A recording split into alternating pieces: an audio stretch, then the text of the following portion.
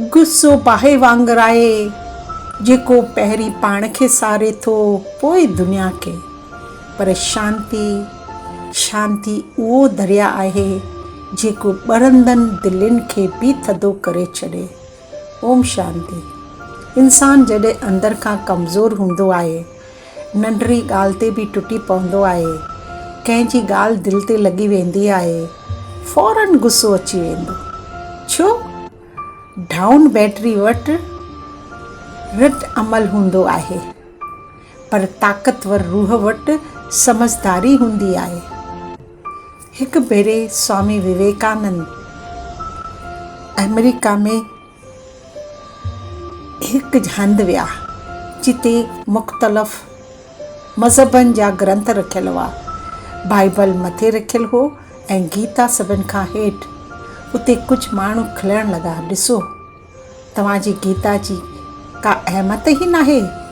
कंहिं चयो ही पुराणियूं ॻाल्हियूं आहिनि, अॼु जी दुनिया में इन्हनि जी का क़ीमत नाहे। सभु स्वामी जी रद अमल जो इंतज़ारु करण लॻा।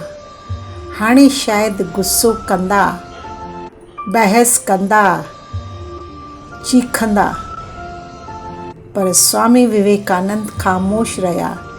न गुस्सो, न नफ़रत, न तकरार। थोरी देरि खां पोइ हू आहिस्ते सां उथी बीठा ऐं मुड़की चयाऊं, महिरबानी, तव्हां गीता खे तमामु वॾो मान ॾिनो आहे। सभु हैरान थी विया, ही छा पियो चवे? पोइ स्वामी जी ग्रंथनि वारी टेबल ॾे इशारो कयो ऐं चयाऊं, जॾहिं बुनियादु मज़बूत हूंदो आहे त उन जे मथां सभु कुझु बीह सघंदो आहे। गीता हेठि आहे छो त इहा केतिरनि ई रूहानी सचाइनि जो बुनियादु आहे। एतिरी शांती, एतिरो प्यार, एतिरी समझदारी जो माहौल ई बदिलजी वियो।